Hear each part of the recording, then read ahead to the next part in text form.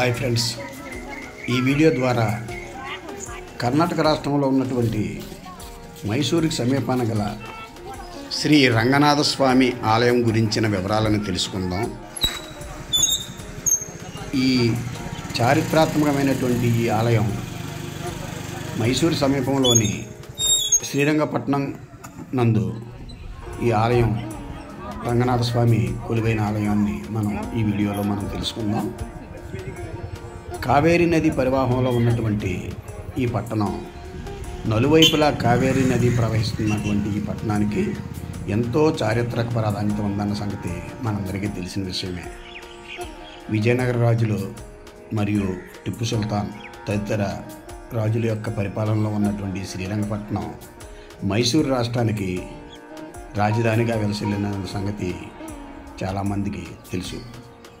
ఈ ఆలయాన్ని 9వ శతాబ్దంలో గంగరాజుల చేత నిర్మించబడిన ఈ ఆలయం తర్వాత కాలంలో 14-15 శతాబ్దాల్లో విజయనగర రాజులు దీన్ని ఎంతో సుందరంగా అద్భుతంగా తీర్చిదిద్ది ఈ ఆలయానికి కళాత్మక విలువను కళాత్మక నైపుణ్యాన్ని జోడించడం అనేది ఈ ఆలయం యొక్క ప్రత్యేకత.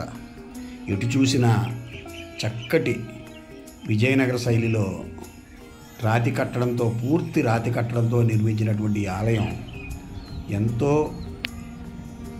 ఆనాటి కళాత్మక నైపుణ్యానికి ప్రత్యేకగా వెలసిల్లుతుందని చెప్పవచ్చు. ఈ ప్రాంతాన్ని పాలించిన విజయనగర మరియు వడయార్ రాజులందరూ కూడా ఆలయ అభివృద్ధికి దోహదపడ్డారు. ఆయా కాలాల్లో ఈ ప్రాంత పాలకులు భాగస్వాములు కావడం ఈ ఆలయం యొక్క గొప్పతనం. శ్రీ మహావిష్ణువు రంగనాథ స్వామిగా ఈ ఆలయంలో మనకి దర్శనమిస్తారు. ఈ ఆలయాన్ని మనం దర్శించేటువంటి అవకాశం కలిగినప్పుడు తప్పనిసరిగా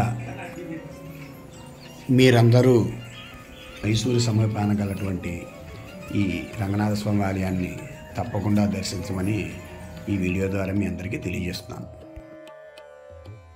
ఈ వీడియో పూర్తిగా చూసి మీరు లైక్, కామెంట్, సబ్స్క్రైబ్ ద్వారా ప్రోత్సాహాన్ని అందించవలసిందిగా కోరుచున్నాం. అవి నాకు మరింత అనేక వీడియోలు చేయడానికి ఇన్స్పైరింగ్గా ఉంటాయని మీ అందరికీ సవినయంగా మనవి చేస్తున్నాను.